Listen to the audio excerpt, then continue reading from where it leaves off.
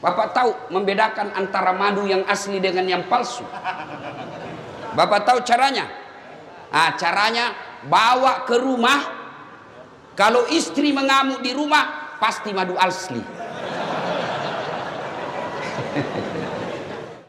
Ada perokok di sini? Ada? Banyak? Saya doakan kalian berhenti merokok.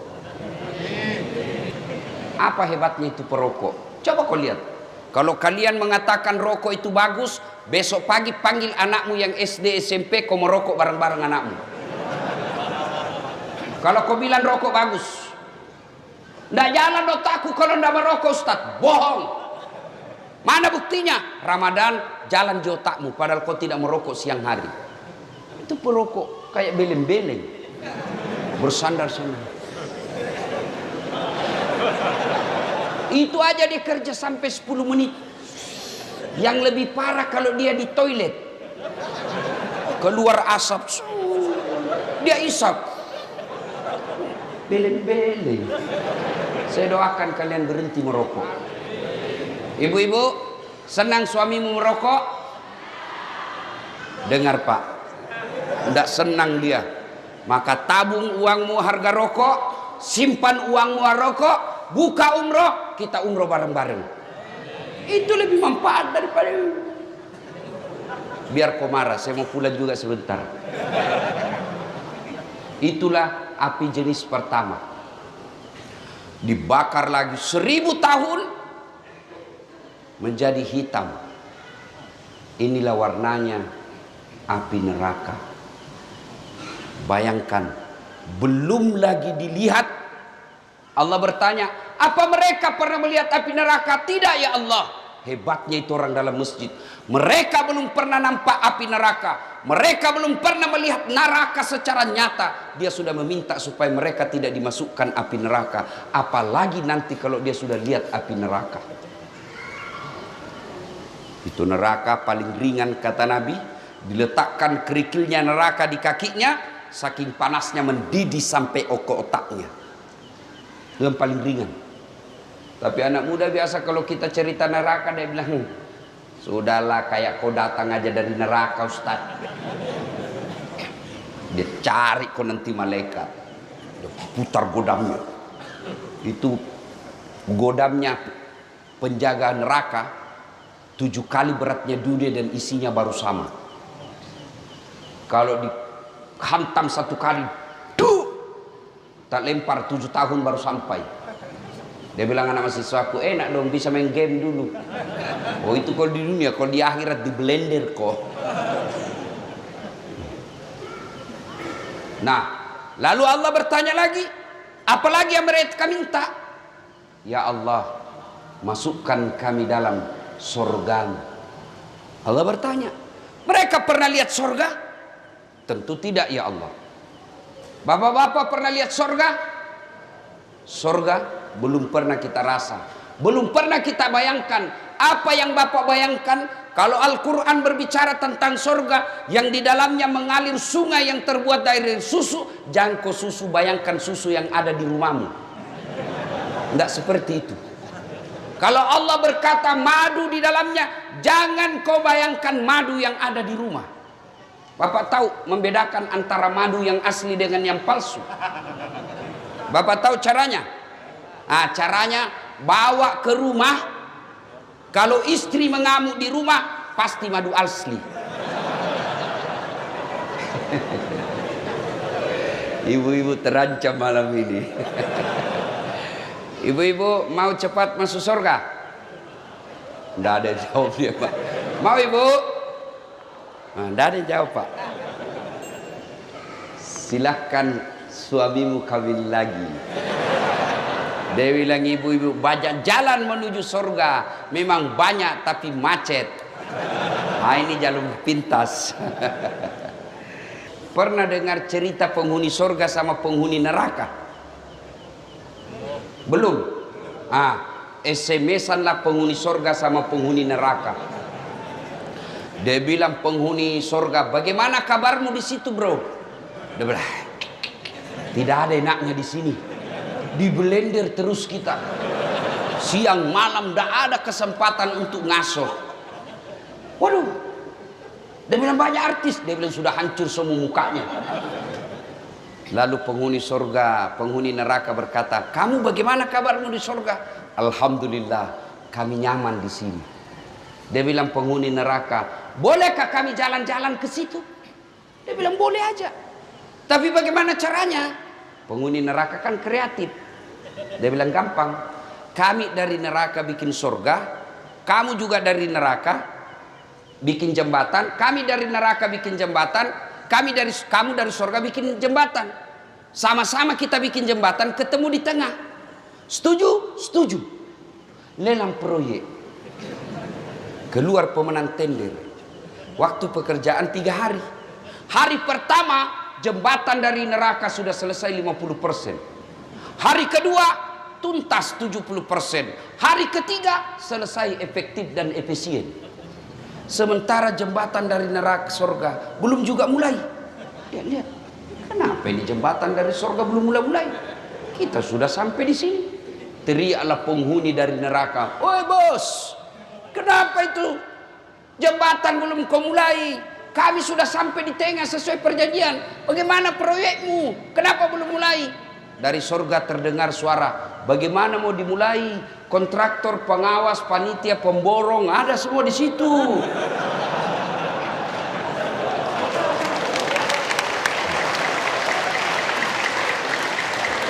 Di sini cuma penghafal Quran, tidak tahu dia hitung kalkulator.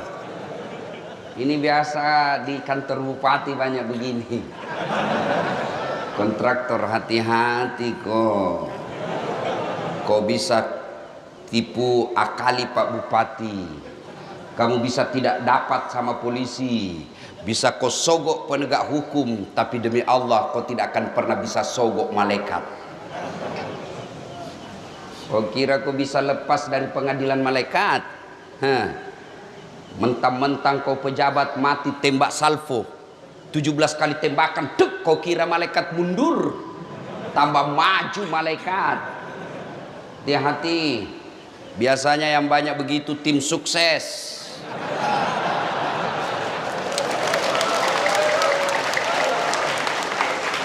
Mumpung ada pejabat malam ini di sini. Tim sukses ini kadangkala siap Pak. Dia yang sukses. Disuruh bikin baleho 10, 5 aja dia bikin. Hilang 5 dia makan, kau makan itu uang haram. Proyek-proyek palsu, SPJ palsu, nanti juga neraka surga palsu. Hati-hati, kepala-kepala dinas yang ada di tempat ini, jangan main proyek. Kalau kau masih aktif, ditangkap dan diperiksa polisi, masih nyaman rasanya kalau masih ada jabatanmu. Tapi begitu sudah 3 tahun kau pensiun, baru diungkap kasusmu, makan kau cilaka. Gara-gara kenapa? Banyak kontraktor-kontraktor begini, belum diresmikan jembatan sudah rusak, belum diresmikan pekerjaannya sudah hancur. Kenapa? Karena juga di kantor sudah ambil 20% sebelum dibangun. Kenapa ada 20%? Karena untuk menampil kada perlu duit banyak. Kenapa perlu duit banyak? Karena kalian juga mau disogok. Coba kalau umat Islam tidak ada yang mau disogok, maka terjadilah pemilihan pemimpin yang betul-betul sesuai syariah. Kalau kau memilih pemimpin sesuai syariah, maka kau akan dapat pemimpin yang baik agamanya, sehingga mereka melayani kamu, bukan dilayani oleh rakyat. Sekarang kalau datang orang sosialisasi, kau bilang wani pero, dikasih kau 300.000 satu kali makan bakso habis. Di 5 tahun kau menderita. Ya kalau 5 tahun, kalau dia 2 periode, dia mau lagi 3 periode, pret. Siapa yang salah? Kita semua salah, umat Islam. Jangan salahkan pejabatmu saja yang korup. Mulai dari cara memilihmu sudah salah. Coba kalau mereka datang, dia dapat duit, kamu bawa duit, kau rekam. Pak, kami tidak butuh duit Pak. Kami butuh masa depan. Biar bapak tidak bawa duit, yang penting anak kami bisa cari kerja yang baik. Biar bapak tidak bawa duit, yang penting pertanian kami lancar. Biar bapak tidak bawa duit, yang penting kami bisa makan, terjamin keamanan, anak-anak kami bisa kerja dengan baik. Bapak tidak usah bayar kami.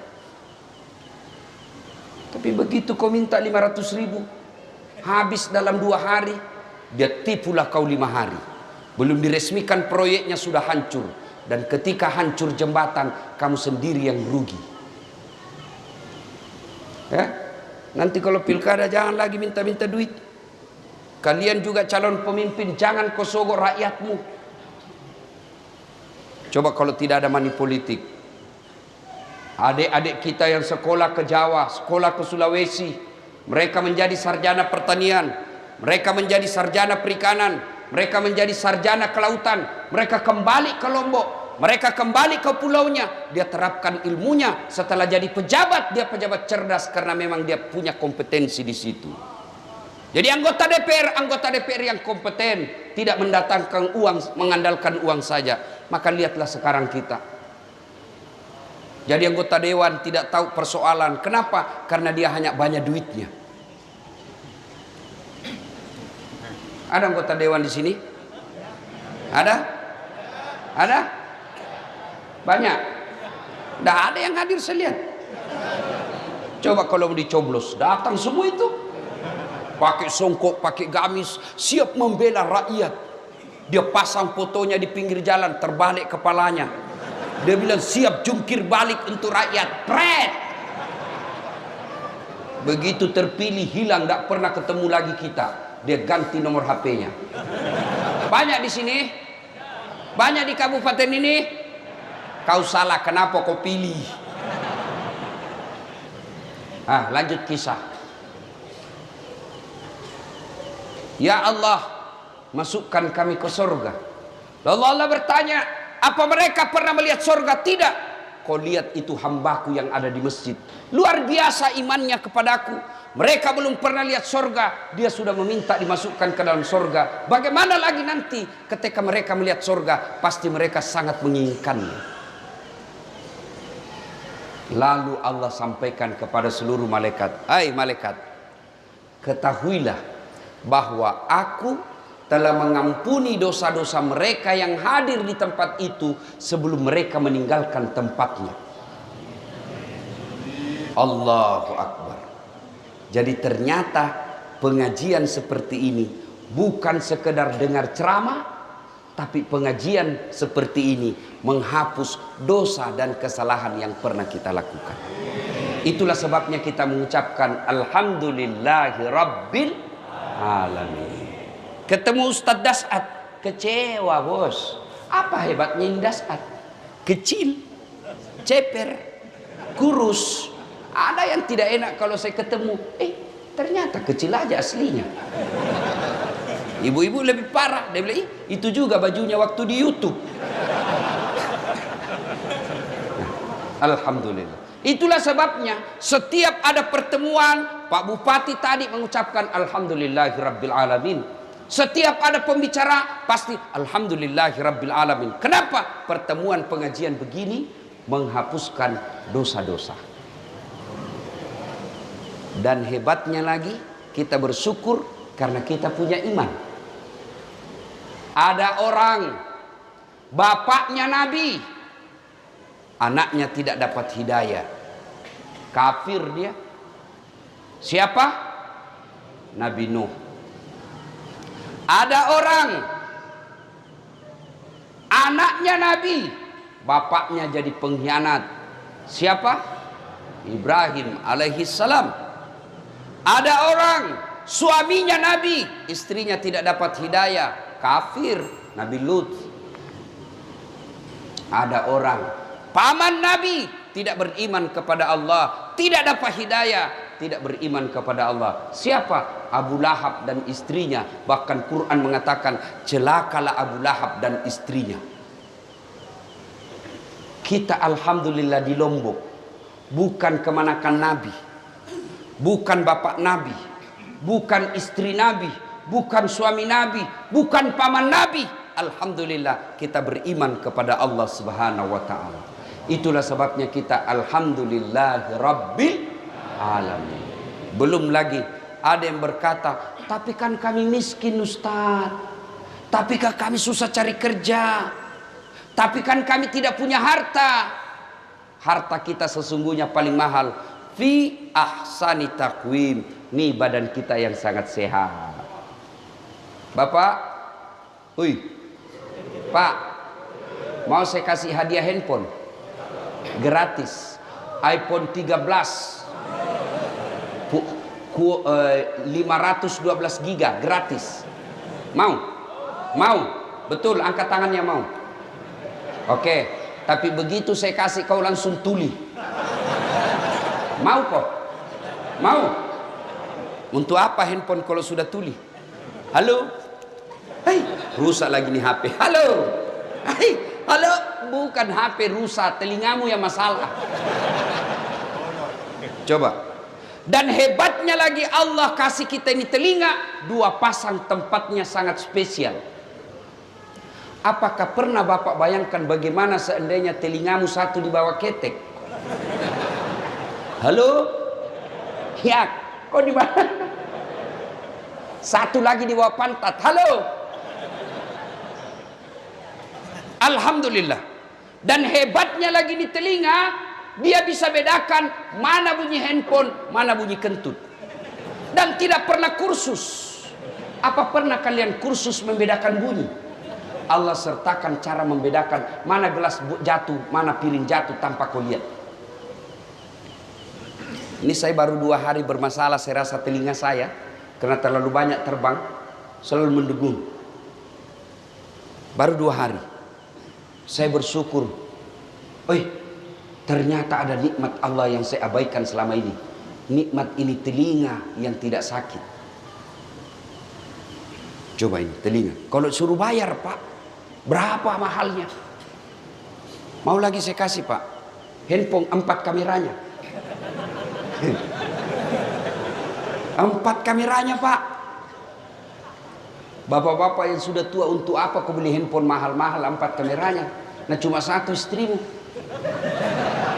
Kecuali 4 istrimu ya 4 kameranya. Kamera 1 istri pertama. Iya. Ini ada kamera mahal. Kamera yang saya bawa itu lebih 100 juta. Tapi apa itu yang mahal? Bukan. Biar kau punya kamera begitu ndak ada matamu. Ayo. Dan biar Bapak punya kamera harga lebih 100 juta, Bapak tidak punya ilmunya, Bapak ndak bisa pakai. Foto-foto. Ya setengah badan, 1,5 badan betul, ternyata pusat ke bawah. Harus Bapak tahu berapa kekuatan cahaya yang ada waktu ambil gambar. Beda ketika luar dan di dalam. Itu harus ditahu semua. Berapa jarak dari mata kita, kamera ke objek, itu harus ditahu. Ada zoom in, zoom out, diputar. Punya duit 100 juta belum tentu kalau kau tidak bisa pakai ilmunya. Punya ilmunya tidak ada uangmu belum tentu kau bisa ambil pakai. Tapi alhamdulillah ada Allah kasih kita kamera namanya mata. Dia punya lensa namanya retina. Dia punya zoom out, zoom in namanya pupil.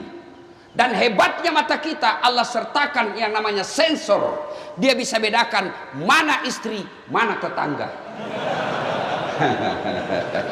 Bayangkan Pak Bupati, seandainya Bapak tidak bisa bedakan mana istri mana pegawai. Kenapa lain-lain rasanya malam ini? Ternyata security. Coba, hebatnya di mata. Bapak buka, langsung fokus, tidak perlu kau putar-putar. Bayangkan seandainya ini mata harus diputar dulu kalau perang, maka polisi lebih dulu ditembak sama penjahat. Ada polisi di sini? Ada? Jangan kau musuhi polisi anak muda. Kau kira enak hidup kalau tidak ada polisi? Kau kira enak hidup kalau tidak ada polisi di Indonesia? Bayangkan susahnya kita kalau tidak ada polisi. Diserobot tanahmu, siapa kau cari? Hartamu dijarah, anakmu diperkosa, istrimu dibunuh, siapa kau cari? Siapa? Polisi. Dirampok rumahmu, siapa kau cari? Penghafal Quran. Tidak selesai. Siapa kau cari? Polisi. Makanya jangan musuhi polisi. Bahkan saya selama ada di Pulau Lombok ini, saya dikawal polisi. Pun kalau ada polisi yang minta-minta uang di jalan, itu polisi film India. Kau melanggar. Kau tidak lihat ini rambu-rambu? Saya lihat, Pak. Kenapa kau langgar? Saya tidak lihat Bapak. Kenapa kau tidak lihat saya? Bapak sembunyi di tikungan. Karena hari itu besok langsung begitu saja. Saya tilang kamu. Ada surat-suratku, Pak, lengkap. Saya tilang kamu. Kenapa Bapak tilang saya? Kau pembohong. Maksudnya apa, Pak? Motormu Honda, jaketmu Yamaha. Dia tulis surat tilang. Marah ini anak mahasiswa ditilang. Bapak juga pembohong. Ngaku polisi baru pulpenmu pilot. Itu polisi film India, bukan polisi Indonesia. Bapak tahu enggak? Kenapa kita bisa tablik di sini? Sekarang, enggak seperti sebelum awal-awal Covid. Dua sebabnya. Satu, diizinkan polisi. Biar Pak Bupati mau, polisi tidak mau, enggak jalan. Yang kedua, karena mayoritas kita sudah vaksin. Ibu bapak saudara-saudara sekalian, poin pertama, bersyukur Allah kasih kita iman, Allah kasih kita kesehatan. Mau lagi saya kasih contoh? Mau lagi? Pentingnya kita bersyukur dengan kesehatan ini. Pak Bupati kasih kita mobil gratis. Mau? Mobil gratis, mau? Mau? Mau. Tapi begitu dikasih kuncinya, bapak langsung lumpuh. Mau? Berarti alat transportasi yang paling mahal bukan Toyota, bukan Honda, bukan Yamaha. Tapi apa alat transportasi paling mahal? Kaki yang sehat. Maka kita bersyukur dengan ucapan hamdalah, alhamdulillahi rabbil alamin. Yang kedua, setelah bersyukur dengan lisan, maka kita bertafakkur. Apa itu bertafakkur, Ustadz? Mengevaluasi diri, menimbang-nimbang seberapa banyak nikmat Allah berikan, kita pergunakan untuk amar ma'ruf nahi mungkar. Alhamdulillah jadi bupati. Tidak semua orang bisa jadi bupati. Alhamdulillah. Sebagai rasa syukurnya, manfaatkan jabatan untuk mengantar orang masuk surga. Pak Bupati, keliru seorang pejabat ketika tidak memudahkan jabatannya masuk surga. Saya ceramah, ayo sholat, jangan hamar, mari berjamaah. Paling yang dengar 10, yang laksanakan 1. Tapi coba kalau Pak Bupati lakukan himbauan sholat jamaah. Datang sholat jamaah subuh. Assalamualaikum warahmatullahi. Assalamualaikum warahmatullahi. Cari mana ini kepala dinas PU? Tidak pernah juga hadir-hadir saya lihat salat jamaah. Ajudan langsung telepon, Pak Kadis, dicari kok sama Pak Bupati. Katanya beliau tidak pernah kau dilihat salat jamaah. Besok Pak, belum azan sudah ada di masjid. Itu hebatnya kalau ada jabatan. Iya toh? Saya jadi Kapolres. Beda ketika Kapolres menyampaikan nahi mungkar dengan seorang ustaz. Jangan hamar, jangan mabuk, jangan narkoba. Pemabuk dia kasih kempes ban motorku. Dia kencingi saya punya mobil. Kalau ustaz amar ma'rufnya nahi mungkarnya Pak, 100 yang dengar, 2 orang laksanakan, sudah hebat. Tapi coba kalau dia Kapolres, awas. Saya dapat kau mabuk, saya tangkap kau kasih masuk kau bui. Berhenti dia mabuk Pak. Iya. Maka kalau bersyukur kepada Allah, ayo gunakan nikmat Allah untuk mendekatkan diri kepada Allah. Itu pejabat.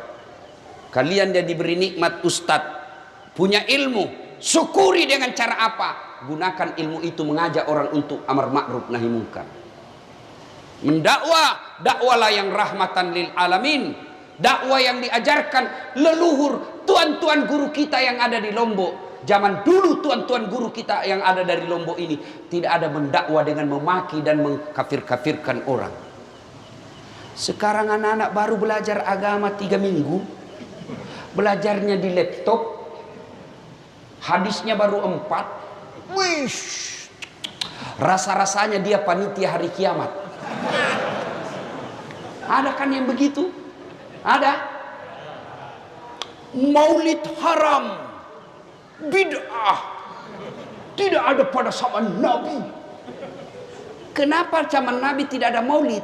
Untuk apa mereka diceritakan kisah Nabi? Nah, mereka hidup sesama dengan Nabi. Untuk apa diceritakan masa hidupnya Nabi? Mereka lihat Nabi, ya wajar mereka tidak maulid. Kita maulid bukan untuk makan ketan, tapi kita mau dengar ceramah bagaimana sisi hidup Nabi dan ulama yang tahu. Kenapa? Karena dia baca kitab. Maka kita dengar. Maka saudaraku yang tidak mau maulid silahkan, tapi jangan kau kafirkan kami.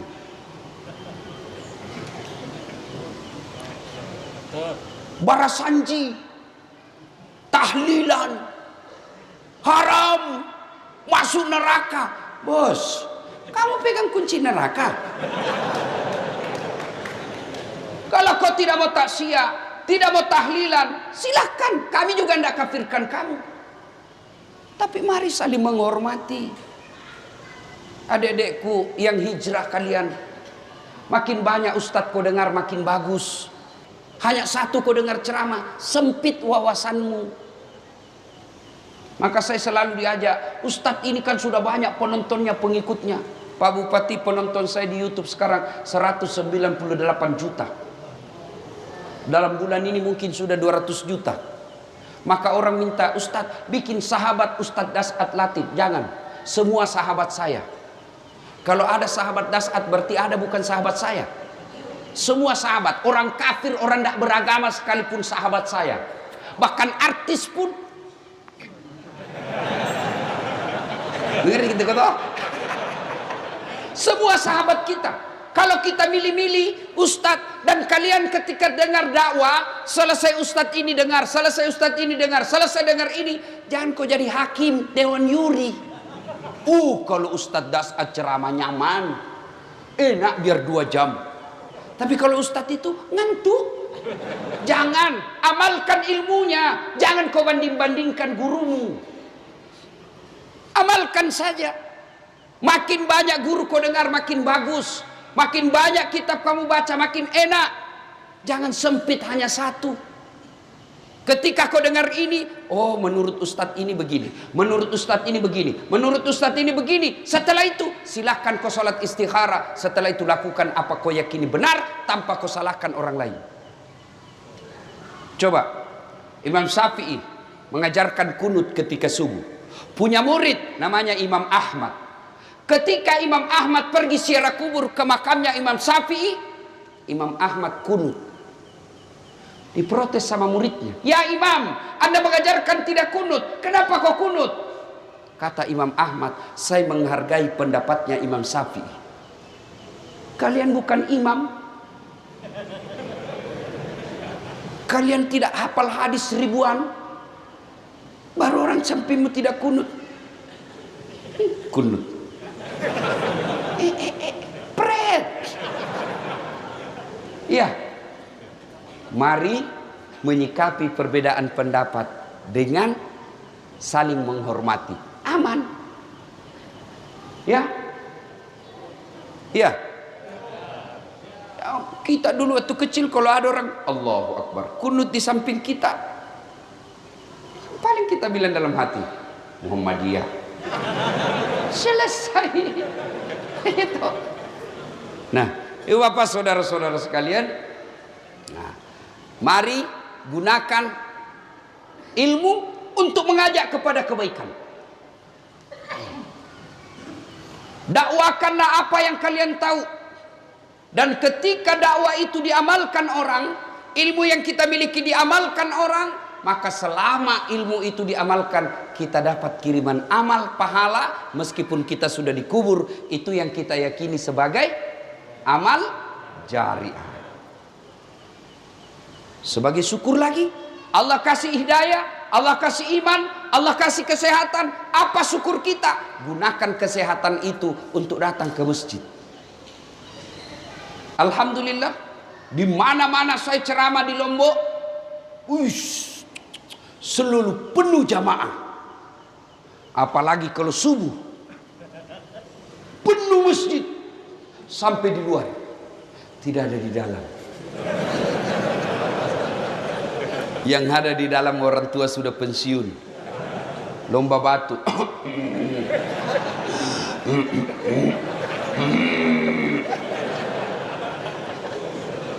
Tapi alhamdulillah, Lombok kita kenal dengan 1000 masjid.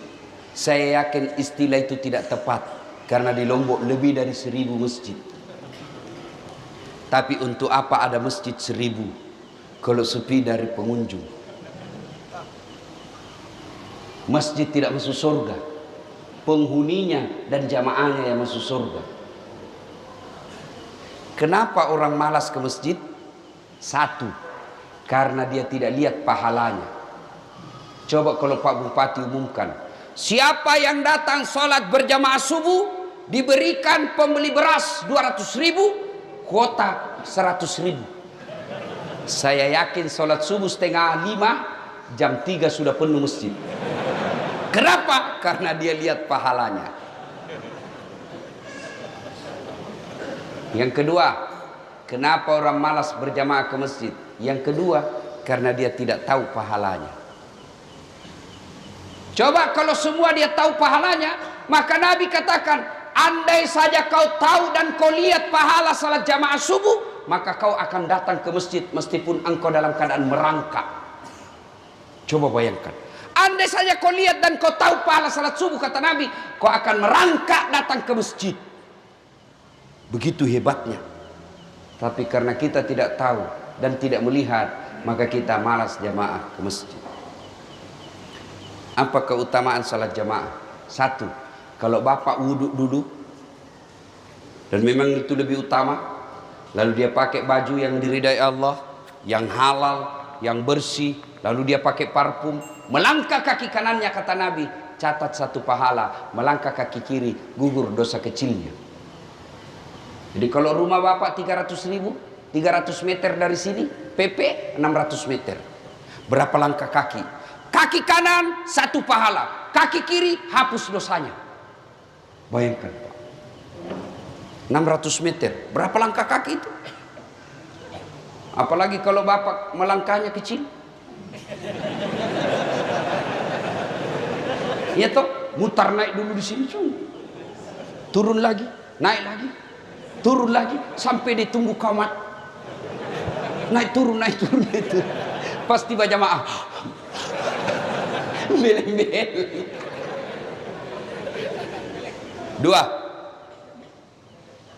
keutamaan jamaah. Seluruh materi yang bapak lewati, pagar, tembok, aspal, tegel, dinding, pohon, semua jadi saksi. Ya Allah, jangan masukkan dia neraka, masukkan dia surga. Saya saksinya, dia datang salat jamaah di masjid. Itulah sebabnya ulama mengajarkan, ketika sholat di masjid, 2 rakaat kita sholat sunnah, pindah lagi. 2 rakaat lagi, pindah lagi. Supaya apa? Tambah banyak saksi di akhirat kelak. Itulah juga sebabnya Nabi mengajarkan, kalau kau berjamaah ke masjid, usahakan lain jalan waktu pergi datang, lain pula jalan waktu pulang. Datang dari sana, pulang dari sana. Putar. Jangan juga salah paham.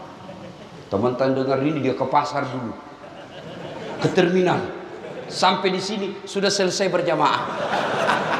Beleng-beleng. Apalagi kalau gerimis seperti hari ini, atau terbang debu, melengket debu di badan, di baju, basah debu baju kita karena gerimis. Yang basah itu, yang debu itu akan menjadi pelindung kita agar tidak disentuh api neraka. Maka kalau gerimis begini Pak, tenang aja, basah baju, itu yang menjadi mantel agar kita tidak disentuh api neraka. Jangan juga salah paham. Mentang-mentang sudah dengar begini, dia tunggu hujan keras. Sudah keras, dia buka payung, dia jalan. Dongo. Ya. Apalagi keutamaan berjamaah 27 kali lipat. Artinya apa? Satu kali salat jamaah 27 kali salat di rumah baru sama. Hidupkan jamaah. Apalagi keutamaan berjamaah di masjid lebih khusyuk. Coba kalau bapak di rumah susah khusyuk. Sudah 3, 4. Sudah tahiyat atau belum? 2 atau 1? Belum lagi kalau bau masakan. Langsung dipikir, wih tumis ikan apa ini? Iya toh. Kalau di masjid lebih khusyuk. Coba bapak bayangkan, sholat di rumah dan di masjid. Kalau kita di masjid, selesai berdoa, selesai sholat sunnah, keluar, rasa-rasanya ibadah kita langsung diterima Allah. Coba bayangkan perasaan jiwa kita. Apalagi keutamaan berjamaah di masjid. Di masjid 27 kali lipat. Apalagi ada doa bersama. Meskipun ada juga mengatakan tidak ada itu doa bersama. Kalau tidak ada doa bersama, tidak mungkin Nabi khutbah Allahumma ghafir lil mu'minina wal mu'minat wal muslimina wal muslimat al ahya'i minhum wal amwat. Tidak mungkin ada doa itu kalau tidak ada doa bersama. Apa keutamaan doa bersama? Ada ustadz mimpin doa, alim, di belakangnya ada penghafal Quran, di belakangnya ada anak yatim mengucapkan amin, sehingga doanya Pak Imam dikabulkan karena ada orang-orang yang makbul doanya. Itulah sebabnya Pak Imam selalu dianjurkan kalau bapak mimpin doa, kasih dengar suara, jangan juga terlalu kencang, yang penting didengar jamaah, dan bacalah doa yang umumnya orang hafal. Yang kita berdoa tidak ditahu apa dia minta, kita di belakang amin amin saja, amin. Dia doa silent, amin. Berdengar juga bos. Siapa tahu jadi imam anak muda bujang, ya Allah berikan kami jodoh. Dia bilang bapak di belakang amin. Dia bilang pula istrinya di belakang amin. Kau setujui suamimu kawin lagi? Dia bilang, ibu kenapa itu Ustadz poligami terus dia cerita? Ibu-ibu, di Quran itu ada 4 jenis rumah tangga Pak. Yang pertama, suaminya beriman, istrinya kafir. Ini Nabi Lut. Yang kedua, suaminya kafir, istrinya beriman, Fir'aun laknatullah alaih. Yang ketiga, istrinya pun kafir, suaminya pun kafir, Abu Lahab. Yang keempat, istrinya beriman, suaminya beriman, Ibrahim alaihissalam. Bapak pilih mana? Ibu-ibu pilih mana? Mantap, Ibrahim. Tapi ingat, Ibrahim itu 2 istrinya. Lalu sudah bilang ibu-ibu di Makassar, enggak usah Ibrahim Ustaz, Fir'aun saja.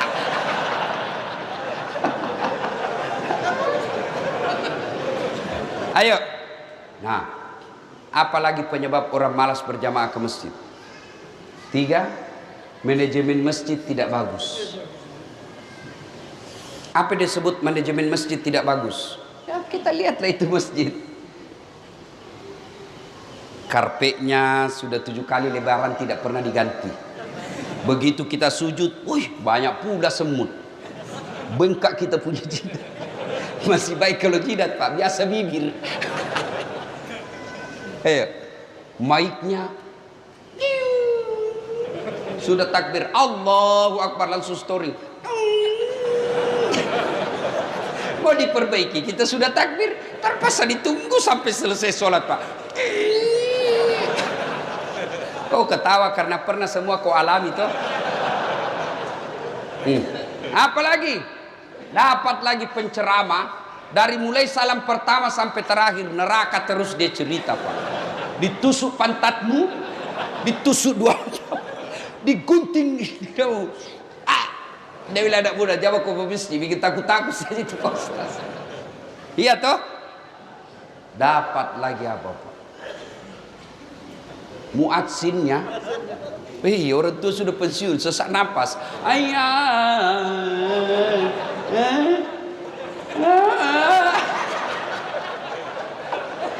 La haula wala quwwata illa billah. Apalagi dapat lagi imam yang membalik-balik sunnah Nabi. Baca bab sholat jamaah. Coba baca bab sholat jamaah. Itu sudah dijelaskan. Kalau kau jadi imam, ringkaskan bacaan sholatmu. Yang kedua, baca yang umumnya orang hafal. Itu anjuran Nabi. Ini rata-rata anak muda penghafal Quran. Kalau dia jadi imam, dia balik sunnah Nabi. Dia baca yang paling panjang, hanya dia yang hafal.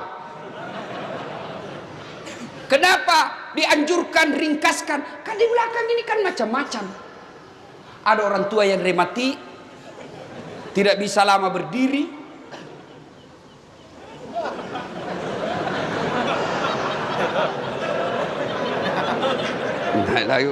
Belum selesai, jatuh lagi kepalanya ke sini. Baik kau siksa orang tua. Ada juga ibu-ibu yang mau sekali kentut. Ada anak muda yang lupa kunci motornya. Wih, namanya Pak Imam Hina sudah semotorku. Ya, ada pegawai honor yang pakai sepatu sewa. Sepatu baru dibeli kasihan. Hilang sudah sepatuku itu. Ya, iya toh. Itu makanya Nabi katakan ringkaskan bacaanmu. Yang kedua kata Nabi, baca yang umumnya orang hafal. Tujuannya apa? Satu, kalau orang hafal bacaan, kita bisa husu ikut. Imam baca wadduha, kita enak ikutnya. Kenapa? Kita hafal. Begitu dia membaca surah Al-Anfal, dia husu dengan bacaannya, kita husu dengan hayalan. Kita mau ruku, belum selesai, kita mau ikut, tidak dihafal, terpaksa kita baca semua pengumuman di dinding. Keadaan keuangan masjid Al-Mujahidin, pemasukan minggu lalu 2 juta, pengeluaran khutbah Jumat 500.000. Baru dia bilang, oh berarti honornya Pak Ustadz 200. Iya toh? Ternyata belum, sudah dibaca semua satu papan triples, belum selesai, dibaca lagi kalender Persatuan Guru Republik Indonesia Lombok Timur. Belum juga selesai, bajunya lagi orang dibaca di belakang. Coblos nomor 3. Ya. Makanya kalau kau jadi imam, baca yang umumnya orang hafal. Supaya apa? Kita bisa ikut dengar. Yang kedua, kalau orang hafal, kalau imam salah, kita bisa luruskan. Coba kalau imam buat duha salah, kita bisa bantu. Begitu dia baca yang susah, hadapi kesusahanmu sendiri. Kau yang mulai, kau yang ngakhiri. Ada ini wallahu alam. Saya tidak tahu benar atau tidak ini cerita. Ada anak muda penghafal Quran, disuruh tes bacaannya jadi imam. Dia baca yang panjang, memang hanya dia yang hafal. Begitu dia lagi baca, tiba-tiba ada cicak jatuh dekat telinganya. Kaget. Namanya orang kaget, hilang bacaan Pak, stres. Dia lupa sambungannya itu aja. Apa sambungannya ini? Dia lupa, diam saja. Hening suasana masjid. Tiba-tiba dia bilang, Pak Imam, tolong bantu di belakang. Dia bilang di belakang, kami juga tidak tahu.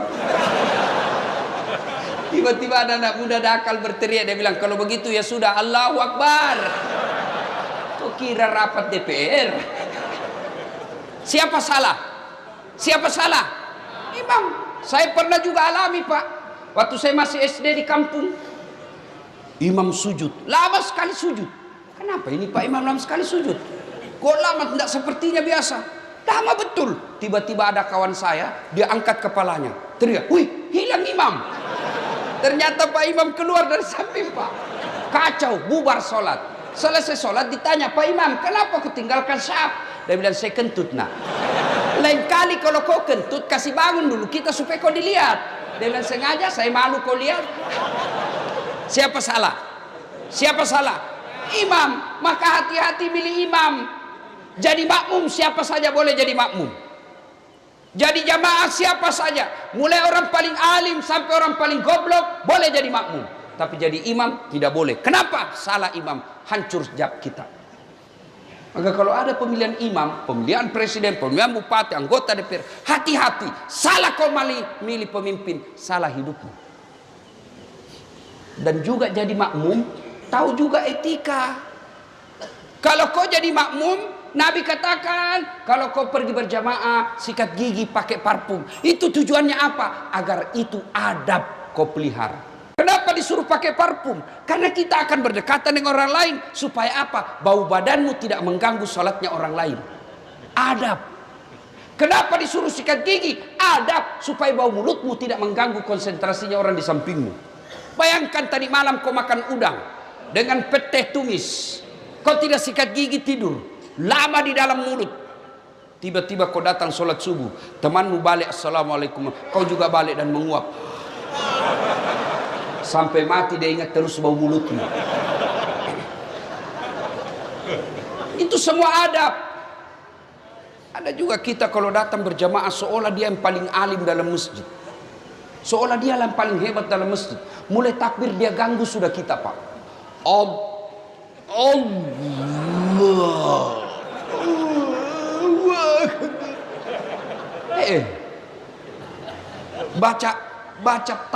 Baca Fatihah kayak dia mau gigit telinga kita, Pak.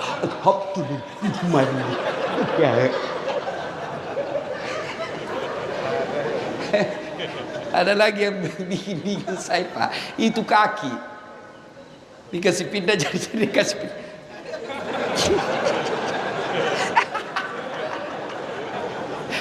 Ada saya sholat, saya kasih pindah, dia kasih pindah lagi, saya kasih pindah lagi, dia kasih pindah, saya langsung saya sholat, saya tanya, dia bilang kenapa kau injak kakiku Ustaz? Kau salah, kenapa kau kasih pindah-pindah? Supaya sapnya rapat Ustaz. Saya bilang, dek begini, kalau mau rapat sapmu bukan kaki yang kau kasih rapat, ini bahu sama siku. Bisa jadi rapat kakimu rapat, jari-jari kakimu rapat, tapi sapmu renggang.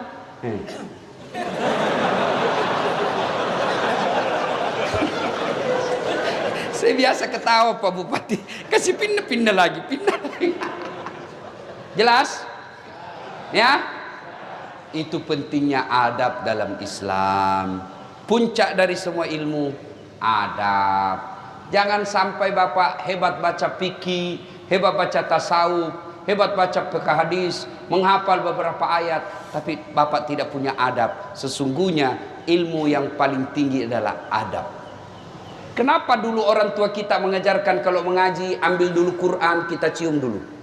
Itu adab. Kenapa kita wudhu dulu? Itu adab. Selesai ceramah, selesai dengar ngaji, kita simpan lagi Quran, cium lagi, simpan di tempat tinggi. Itu adab. Maka kalian kalau datang ke masjid, adik-adikku ini yang baru belajar agama, kamu tidak mau doa bersama, tidak mau zikir bersama, kita hargai, tapi jangan kau ambil saf paling depan. Karena biasanya kalian selesai sholat, assalamualaikum warahmatullahi, assalamualaikum, langsung melangkah. Kalau kau di belakang karena berpendapat supaya saya tidak mengganggu orang berdoa, kalian mulia di sisi Allah. Tapi kalau kau kalian di depan, kau langkah-langkai tuan gurumu, kau langkah-langkai alim ulama, tanpa kau tabe-tabe, hai, kau bukan orang hebat di hadapan Allah. Adab. Datang berjamaah, adab. Dan juga adab berjamaah, kalau imam salah, ada adabnya. Dalam bermasyarakat orang Islam, ada adab. Imam salah, tidak langsung tarik, Pak Imam salah kok. Enggak, langsung, weh salah. Enggak bos, preman itu. Imam salah, apa yang kita ucapkan? Subhanallah. Itu adab. Kalau kau demo silahkan, tapi jangan bakar fasilitas umum. Kau demo silahkan, tapi jangan kau ganggu orang lain. Itu Islam mengajarkan. Silahkan kau tidak setuju dengan pemerintah, tapi jangan merusak fasilitas umum. Kau mendemo silahkan, tapi jangan kau kata-kata kasar. Itu adab. Jangan mentang-mentang imammu salah kau tarik kakinya. Dan imam juga kalau salah tahu diri, mundur. Jangan bilang pura-pura tidak dengar. Batallah salat kita. Nah, alhamdulillah di kabupaten kita ini makmumnya baik, imamnya baik. Mudah-mudahan Allah memelihara kabupaten kita ini. Ketiga, masa pandemi ini tidak pernah kita prediksi, tidak pernah kita sangka. Banyak orang bangkrut, banyak orang tiba-tiba tidak punya pekerjaan. Bahkan ada di antara kita keluarganya meninggal, karib kerabatnya meninggal. Bahkan ada kawan saya, ibu bapaknya meninggal dan adiknya juga meninggal. Covid tentu tidak ada yang Allah hadirkan di dunia tanpa tujuan. Ambil hikmah, ambil pelajaran, ambil iktibar dari semua kasus-kasus. Allah hadirkan ini kalau kita bersabar menjadi amal. Kalau kita tidak kena Covid, bersyukur menjadi amal. Semua perkara umatku, kata Nabi, semua baik. Dia sehat bersyukur, alhamdulillah. Dia kena musibah bersabar, sabarnya, penyakitnya menggugurkan dosa-dosanya. Yang keempat, ketika menghadapi masalah seperti ini, introspeksi diri. Dan cara paling baik mengintrospeksi diri kita, periksa sholat kita. Sholat diperbaiki. Adik-adik sekalian, kalian mau mencapai dunia, sholatlah. Sholatlah. Kecil buat Allah. Memberikan apa yang kamu mau, kecil buat Allah. Kalian berdoa, ya Allah berikan saya jodoh, Allah dengar. Ya Allah perbaiki ekonomi keluargaku, Allah dengar. Ya Allah sembuhkan penyakitku, Allah dengar. Ya Allah jadikan saya kepala dinas pendidikan, Allah dengar. Allah semua dengar keluar kita. Maka Allah menjawabnya, hayya alal falah, sini saya kasih kau kemenangan. Maka pulang dari taklim ini, Bapak, mari perbaiki sholat. Saya sudah sholat Ustaz. Jangan puas sampai di situ, perbaiki kualitasnya. Jangan sampai kita sholat kayak main-main. Allahu Akbar. Kau ketawa karena kau bayangkan dirimu. Sholat kayak tidak semangat sekali Pak. Takbir aja kayak tidak pernah makan.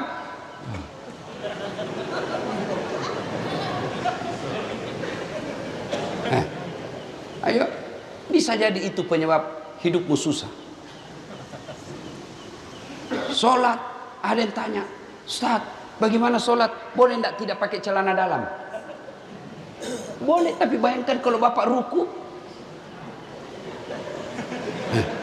Bapak ketemu bupati tidak pakai celana dalam, kan tidak enak rasanya di sini sih.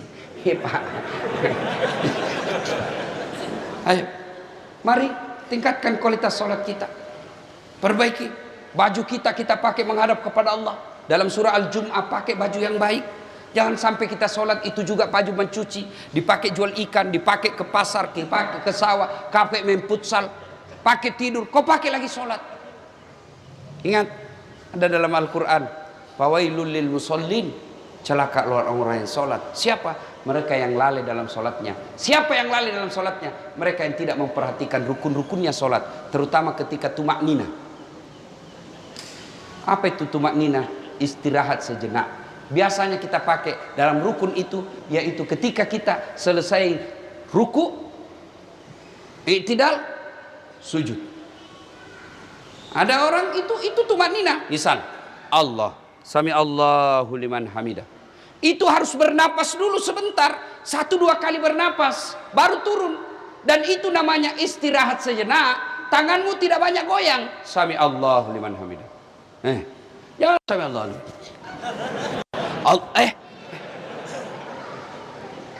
Yang ketawa, saya serius ini. Sholat pun rukunya Pak, orang Bugis bilang mah pito-pito, kayak ayam makan. Hati-hati, itu setan menyesatkan kita. Maka perhatikan semua itu. Selesai itu, maka yang kelima, sebagai wujud kesyukuran kita, pelihara persaudaraan. Jangan berpecah belah. Boleh berbeda. Tadi disampaikan Pak Bupati, di kabupaten ini semua ormas ada. Semua organisasi masyarakat ada. Organisasi politik ada. Silakan kita berbeda partai, berbeda ormas, berbeda profesi, berbeda pekerjaan, berbeda pilihan politik, tapi satu tujuan kita, mengangkat harkat dan martabat kabupaten kita. Selesai pilkada, selesai pilpres, selesai urusan politik. Jangan lagi kau berpecah belah. Jangan ada cebong, ada kampret. Cebong sama kampret sudah menyatu di kabinet. Jangan kalian di masyarakat bermusuh-musuh. Kalian tidak senang dengan rezim ini, tidak puas dengan rezim ini, biasa. Jangankan memimpin satu negara, satu rumah tangga saja. Kadangkala kalau dua anak berbeda pilihan, pusing kita, Pak. Apalagi satu negara. Maka jangan berpecah belah. Boleh berbeda pilihan, tapi mari wa'tasimu bihablillahi jami'a wa la tafarraqu. Berpegang teguhlah engkau kepada tali persaudaraan agama Allah dan janganlah engkau bercerai-berai. Inilah tausiah kita pada taklim kita kali ini. Mudah-mudahan ada manfaat. Ingin rasanya berlama-lama, tapi apa boleh buat, waktu yang membatasi kita. Meskipun Pak Bupati tadi mengatakan bisa sampai jam 12, bisa? Mampu? Siap? Saya yang tidak mampu. Karena saya capek, masih perlu perjalanan panjang lagi. Doakan saya sehat walafiat.